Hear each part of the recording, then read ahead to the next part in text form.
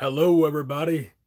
I identify as a hypercardioid condenser capsule.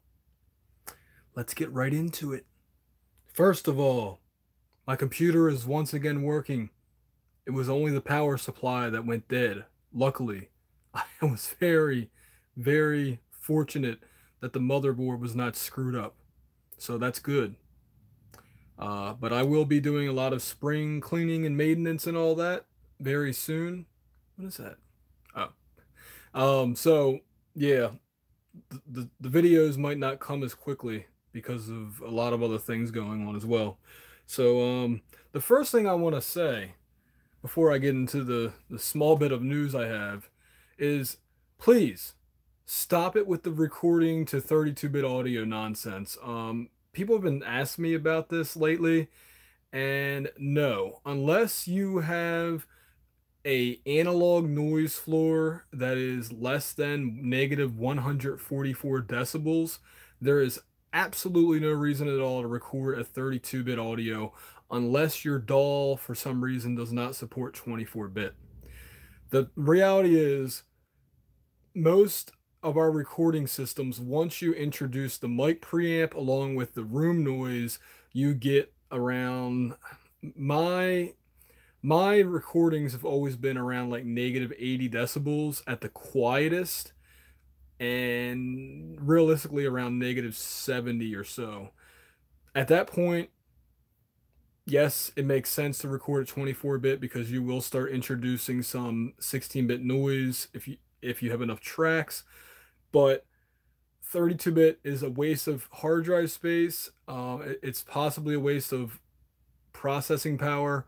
Please stop doing it. It's whoever's advising that and all these audio interface manufacturers that claim to have 32-bit audio, they're just causing more problems. So, yeah, just trust me when I say that. Do your own tests. Go ahead, please. I definitely recommend it.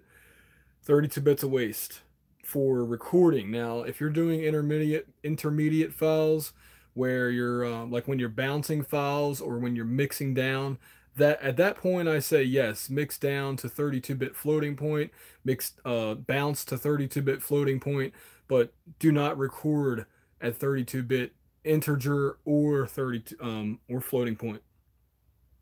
All right, I want you guys to check out this channel. I'm gonna have a link below. It's not available right now for the live broadcast, but the channel name is T2. That's the letter T and two, the number two, and then sounds. I'm sorry, sound, not sounds. So T2 sound. This I'm assuming a man. This guy has done a number of hardware versus software shootouts, and including the LA2A, an SSL bus compressor, a Manly Verymoo, a Focusrite Red, and there's like I think three more. But I think that the shootouts are good. He didn't really level match them, but if you just listen to the differences and if you later on level match them yourselves, you can tell. I don't want to say that the what plugin was actually like the real hardware, but it's interesting to hear what the plugin sounded like compared to his hardware, because a lot of them don't sound anything like it, or they just like they sound like a clean EQ, or I'm sorry, a clean compressor. So yeah, Waves in particular, I think was the ones that just didn't really do it for me. Um, but yeah, definitely check out his videos. I will put a link below to the channel after the broadcast is over. And speaking of other YouTube channels, Mix Analog. Here we go again, right? If you have been messing with their service, I recommend that you check out their YouTube channel because they have been doing these weekly or bi-weekly or whatever, twice a week seminars. And although they're very long, uh, there's tons of great information. I learned things that I didn't know about their system by watching their videos. And it's actually funny watching their videos because they're like, oops, there's a bug. So definitely check them out. They actually recently increased their prices. but right now you can still get a 20% discount if you go on their blog. They have a coupon for that. I warned you guys. I said buy in while you can, because you could get double the credits. So they don't have double the credits anymore. Still very reasonable prices though, and they also still have the SSL bus compressor and 1176 for free. And another change they did was you only can upload 1 GB. I think that's, I don't know if that's an absolute or they're just gonna, play loose with that, but free accounts. So they actually have subscriptions now. Free accounts only have a 1 GB maximum file size limit, total file size. And that's, oh, I wanted to tell you guys what was going on with yesterday's video. So, or was it 2 days ago? Monday's video, whatever. I edited all the AES videos, right? And I render them all out. But for some reason, I didn't get the Focusrite one. I don't know what happened there. In fact, I don't know if I deleted it and I forgot I already uploaded it, but I couldn't find it in my records. Couldn't find it on either Real Home Recording channel. So I rendered it out. And now you all can have it, even though it's, what, 5 months late, 6 months late, something like that. Yeah. But I thought it was an interesting interview. It was I think it was the second interview I did. Yeah. Yeah, it was the one I did after Neumann's interview. So, yeah, Focusrite, I haven't ever tried out their interfaces. I have heard audio samples, and I do think that, especially the ones that have the air processing, they sound good. So, not, I don't know about the drivers. I've heard mixed reviews about driver stability and all that, but as far as sound quality wise, they're good, especially with their generation 2, because I know there was issues with the instrument input being too loud or something, and they fixed that. Okay, so programming note: the yearly spring cleaning of the plugin folder videos are coming up. I'm going to be having one called, like, basically every plugin I use in every mix, or the plugins I use in every mix, because dog's barking. I don't know if you can hear that or not. So sorry, I'm getting distracted by that. So the you know, I got way too many damn plugins. So there's only a few that I actually use in most mixes, and the rest I kind of just have for a different flavor. It's kind of like, I like cookies and cream or cookie dough ice cream, but every once in a while I want to have something else, you know? So that's why I have those, but yeah, that should be an interesting video. And I might just do one where I go through and delete ones that I don't need anymore. I don't know if I'm going to do 1 or 2 videos, but definitely the first one. I'm also going to be doing another ARC versus reference video, because a lot of people thumbs down that video, and I think it's because I didn't compare the two. I didn't have, like, this is what this one sounds like, this is what that one sounds like. And actually, I might be changing my opinion on that video. I just based off of preliminary comparisons and just gut instinct, I might be changing my opinion. Reference is still the easiest one to use, but I'll just leave it up to you guys. What I'm going to do is I'm going to mix songs with the different ones, and I'm going to ask you guys, what are your favorite? I'm going to do like maybe 4 mixes, and I'm going to ask you guys what are your favorite ones, and see if they align with what my opinion of it is. By the way, if you're joining in, please give the video a thumbs up, and if you want to, and if you have any questions, please ask them now, because I only have about 2 more things to talk about, and then I'm going to answer those, and then I'm going to get off of here. So, as promised, I want to talk about, I don't know how you pronounce this, Vesti or Vezt. There's an app called Vezt. I believe it's for iOS and Android. It's at least for Android.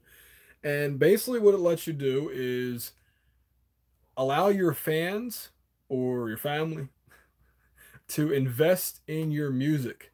And by that, I mean they buy like the stock market. You buy a piece of the company, you buy a piece of the song, and then whatever the return on the investment is, the your fans get back individually, you get back because you can fund things. So let's say you have a song that you made and you want to shoot a cool music video, but you don't have $5,000 or $10,000 to afford it. Well, if you have enough people that like your song, they can invest in that song and you can do that. Or let's say you want to buy yourself a nice Fender guitar or a nice new drum set or whatever the case may be, you can do that. And people can, there's an incentive for people to invest in your music because if that song, for whatever reason, does take off, then they will get some money back from that. So I think it's cool. Again, the app is called VEZT, and yes, it is legitimate. There have been major label uh, artists, I believe Rihanna and Mac Miller have done released songs on there, and they also have been on Billboard, and they've been. I think they have a Los Angeles office, so a physical location. So they're not some fly by night thing. They are a legitimate thing. I don't know if it's going to take off or not, but I say, hey, if you need some capital for your music, then it's worth it. All right. I talked about this, I believe, on Facebook. I know on Twitter I definitely did, but um, Clubgram has released a new freebie plugin which combines portions of their reamp plugin into one. So you have tape and tube and transformers all into one plugin. So even if you already own reamp, this one might be worth checking out. It's free. Why not? It's called Clevgrand, Klevgrand. That's one word. And then the next word is free amp, AMP. And then one last thing to talk about, just like with the 32-bit audio thing. I don't understand why this myth continues to persist. Digital audio does not have stair stepping. That was an issue with the way waveforms are represented in software, but the myth is dispelled if you run a digital to analog converter into an oscilloscope and then pause that audio and then zoom in. There's no stair stepping. It is a smooth waveform, just like tape, just like vinyl. It is smooth, okay? Digital is not stair stepped. Digital audio is, look, there's debates on this. Vinyl might sound better to your ear. Hell, some people like audio cassettes better. But the actual original audio that was intended to be put out there is best approximated by digital audio. And in the early days, like in the early 1980s and actually late 1970s, no, analog to digital converters were kind of crappy. But ever since like 1987, they've been pretty darn good. And definitely since about the year 2004, they've been absolutely fantastic, which is why a lot of old bands converted their tapes to digital around that time. Also, HD audio was around, or whatever it was called, Super Audio CD. I forget what it was called. But there was another format that I'm forgetting. But either way, yes, digital audio kicks butt, and yeah. That's about it. So I'm gonna answer some questions. I see a few people in the chat, and give me a second to scroll back. Okay. Mr. Hammett64 asked, Adam, what interfaces can do 32-bit or even 64-bit anyways? What the hell? I know that there was a, what's the name of that company? It's called the Brooklyn ADC. I can't remember the name of the company for some reason, but that was the name of their interface. And then there was also, oh God, there was another company that did this, and I actually there was somebody that reviewed the interface, and I actually called them out on like their bullshit and said like, do you realize that 32-bit audio is only beneficial when the sound floor or the noise floor is down to negative 145 decibels? And they're like, dude, you don't know what you're talking about. I'm like, sorry, man. Like, you were lied to, or you're being paid off, whatever the deal is. I mean, the guy's mixes were really good, but um, he didn't know he was from a technical standpoint. He was full of crap. Slide 85 says he used to record to 16-bit ADATs through analog gear and going to the digital world. I find that many things just don't sound as good as going to VHS tape. Um, you might like the converters, and you might, I mean, here's the thing. Converters are just one aspect of digital capture. You know, you have, I think, op amps are one thing. There might be transformers, maybe. I don't know. I can say this from what I've heard. The hell's the name of the company? I'm losing. Oh, Burl. Burl Audio. They actually do put transformers before their converters. I don't know if they have it. I think it's after as well, but definitely before the converters. So you can kind of get a tape machine type of sound. It's not like tape exactly, but it enhances audio just a tad. And people love the Burl mothership. They love the 84. So I don't own them, but that's what mixanalog.com uses, and I have pushed their converters before. And I mean, I don't think it would be worth it for like home studio guys to buy Burl motherships unless you are a rich home studio guy and you don't have anything else to spend money on. But I'm telling you guys, like the ID14's converters are freaking amazing. Like they I wish you could hear them, and I wish you could hear how good they sound. Especially the DAC. The DAC is just, I love listening to music through the audience, in ASIO mode, you know. So I don't know what else to say other than these days, like basically any analog to digital converter after about the year 2009 or 2010 sounds fine. I would say even 2008 because I have the Fast Track Ultra, and those converters aren't like, they're not horrible. They're definitely noisy, but they're not like as clear as the audience. So I hope that makes sense. But again, on the home studio front, I say go with what you can afford, and I say worry about spending a bunch of money because I tell you guys, I run into this problem all the time where people, I did it myself. I put off putting a project out because I didn't have all the right gear. I didn't have this, I didn't have that. And it just took me forever to put it out. So I'm like, look, man, buy yourself one microphone, buy yourself a one channel audio interface for less than $100, a microphone stand and a microphone cable, and record everything with one microphone. Get it done. Use free plugins. Use Reaper, the Infinity Reaper trial. You know, do what you got to do. Make your music. If you start making money, then you can, you know, start upgrading. But don't put the goddamn horse before the cart. Seriously. So, okay. ADAT was awesome. Oh yes, it definitely changed things. Man, I got this is just a clear, consistent signal is what sounds best to me. Yes, I agree with that.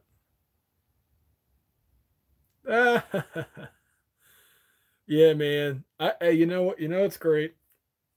I'll be shilling for mixed analog again on this one, but look, I ran individual tracks. I ran individual tracks through Mix Analog's tape machine, and you know you can do two tracks at once. Um, and then I did the mix down, or the master, I should say, to tape. And the best thing I can say is, first of all, I was surprised how clean it sounded, but what it did is, like, particularly on the acoustic guitar and the vocals, it like it rounded off the harshness a bit. It was still slightly harsh, but it got rid of a lot of the problems. Now, I will say this: Acoustica Audio has a plugin out now called Taupe, Taupe. I'm probably pronouncing that wrong, but I think that it does that similar sound. I think it actually goes a little bit too far with some of their. Um, they have like about 40 different tape machines slash, um, formulas or whatever. So it sounds interesting. I'll put it that way. The Telefunken M15 that they have at Mix Analog is very clear. And anybody that doubts that they actually have a real tape machine, let me tell you guys something. And Mix Analog doesn't like me to say this, but it's the truth, and I don't care, because guess what? When you have a problem with their gear and you let them know, they will refund you. Okay, they'll try to figure out what happened. So the first time I used that tape machine on Mix Analog, um, I had a signal drop out on one side, and the other problem was the about three times in one track there was like a lot of wow and flutter. So all of a sudden it like did that sound. I don't know if you guys have ever used like cassette tapes and stuff. I used to use cassette tapes all the time, and that sound. I also used to use cart machines, if anybody knows what those are, little 8-track looking things, and that sound. That sound, I don't know what that is, but that is tape. And I've never heard that sound on plugin before, in any plugin before, because that is an artifact that you don't want in your track. So that sound, I think that's the tape like crinkling up or something. They are using a tape machine, unless they try to intentionally fake me out, which I doubt it. But I've heard a slight wow and flutter issue, and then that whooshing sound. I heard that, um, and now the slight wow and flutter, I just kind of say, the rest of the track was pretty darn good. I think like two times it had a very slight issue, but you know, when the signal dropped out on one side, I did get a refund on that one. So anyway, they are, in my opinion, using a legitimate tape machine, and I will say that the 1176, I compared it to a track that I ran through the Stam Audio SA76. I ran drum tracks for that, all buttons in. Their 1176 clone sounds basically the same as the Stam Audio. I actually, because right now it's free, I have not plugged in the SA76 since they got an 1176 on Mix Analog. So just run my tracks through it. I mean, it's instead of hooking it up and using electric, it's a pain in the butt. If you don't already have your hardware set up, it's a slight pain in the butt to hook it all up, and then you got to process the track. It's just easier to upload a file to their servers, run it through, and then get a processed track back. So and also you have recall. That's another cool thing. So um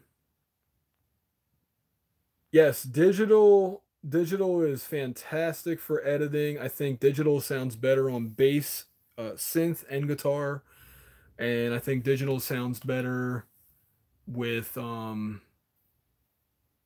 like piano actually, and classical music for sure. So cassettes are rad.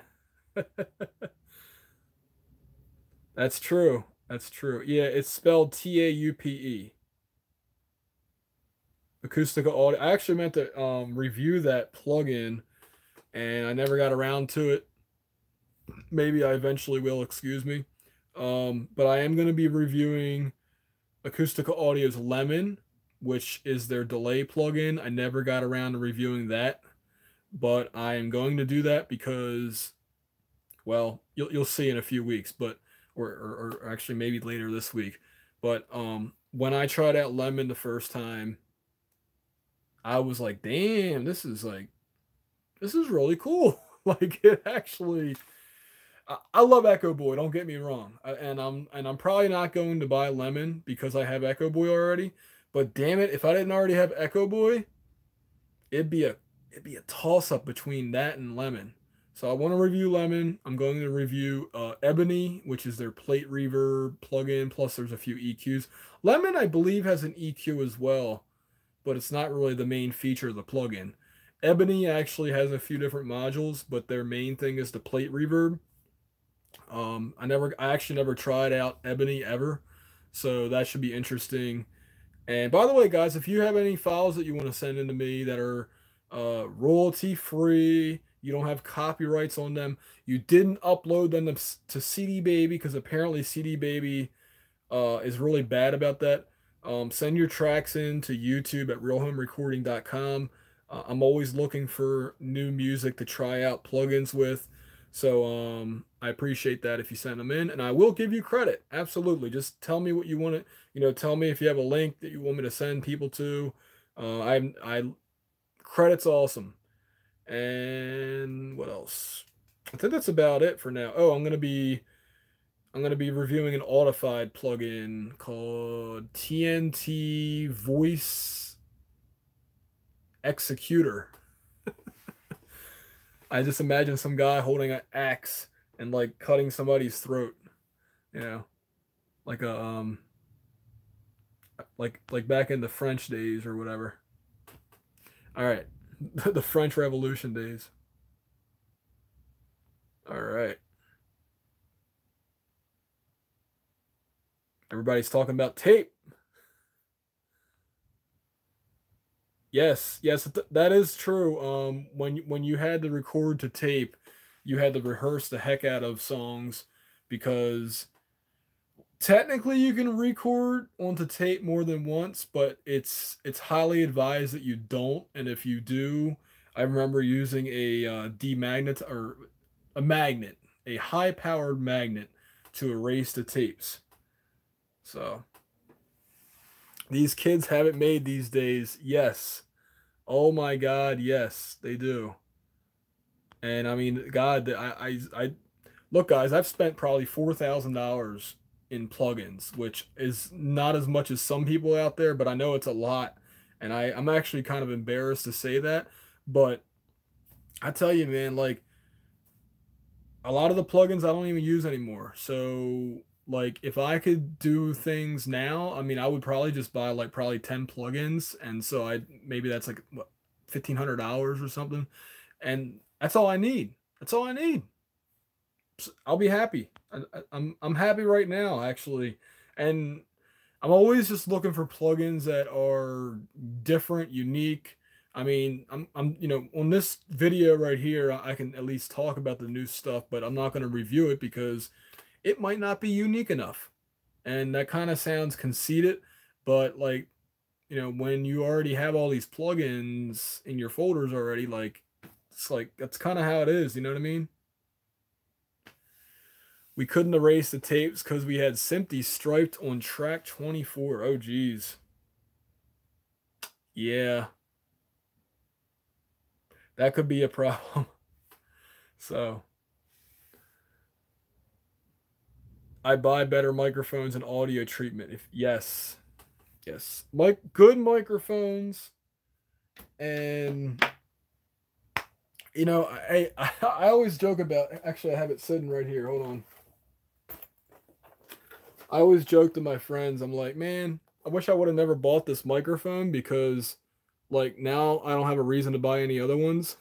it's I bought what many consider to be the best lavalier microphone out there when I first got started, and you know, it sounds great. I've been using it since 2007, I think, and it's like, man, once you buy like the best stuff, there's nothing else to buy unless it breaks, I guess.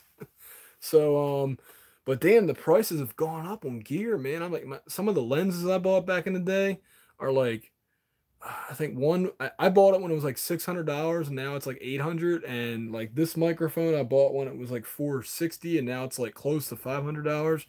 I'm like, damn man, prices have gone up. So I guess that's inflation. I don't know. But I'm glad I got it when I got it. I'm glad I went to college when I did because oh my God, I couldn't afford to go to college these days, man. Um, so, you know, anyway, I'm talking too much about random stuff. So thanks for joining me, guys. I'm going to answer any other questions that are left, but then I'm going to get out of here. So, yes, guys, if you are making your own music, listen, the one thing you have that doesn't cost any money is you have time to practice your instrument. And so thank you, Mr. GZISS, Mr. Jesus. I think that's how you pronounce your name. Yeah, he work on your lyrics, work on your practicing your instrument, including your voice, work on song arrangements, and just be the best musician you can be, and worry about spending money on stuff later. Like really just try to get your song sounding good because that's what matters the most. People aren't, I always tell people it's like they don't care that you had an LA2A on your vocal. They don't care that you had you used a tape machine. People care about did you make them want to dance? Did you make them think, about life or whatever? Did you make them cry? You got to move people in some way. That is the way you get your music heard. That's why people start liking your music. That's what makes them want to come to your concerts. Um, they don't care about the SSL bus compressor. They don't even know what the hell an SSL bus compressor is. We do, but that in the end, that's not what matters. So, and man, some of the best music gets written in like a half hour. That's true, but you can refine it after that. But sometimes the best music just comes quick. So there you go. Oh, actually, Mr. Morpheus said what I just went through and said. Yep, yep. So, yeah, but that is true though. Room treatment. Get yourself some Owens Corning. I forget the serial number on or the model number on that, but get yourself some bass traps. Make your own. I think it's the website's called DIYBassTraps.com or something. I forget. Ethan Weiner runs that. ETHAN space WINER. He also has an interesting book that's out there. So yeah, Ethan Weiner, very cool guy. I walked by him at AES. Oh, speaking of which, so yeah, check out his website for bass traps, and you can either buy them from him or he actually tells you how to build your own. So that's a really cool. He's a really cool guy. He knows his shit for the most part. But he's a little tight, anal retentive, I should say. That's what I meant to say. Tight assed is but the guy for the most part really knows what he's talking about, and I love what he does when it comes to myth busting. Let's say that. And I want to leave you guys with one last thing. I'm sorry if anybody already just asked a question, but I'm gonna wrap this up now.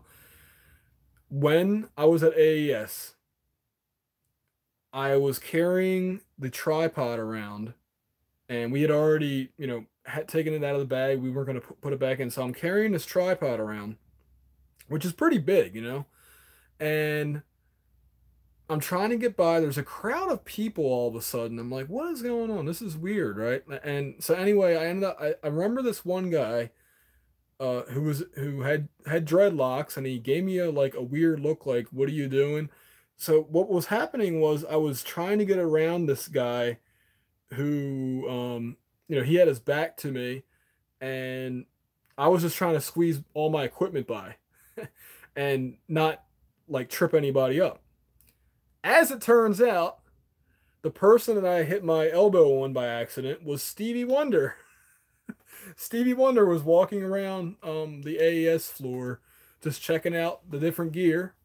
And I think I was given a weird look because I think that I don't know if they were afraid I was going to knock Stevie down or what was going on. I had no idea what was going on. All I knew was that I was trying to find a space to get through, and the crowd had just blocked the aisle. So I eventually did get around, but I had no idea that was Stevie Wonder at the time. It's funny. That's actually happened to me before when I was in Los Angeles.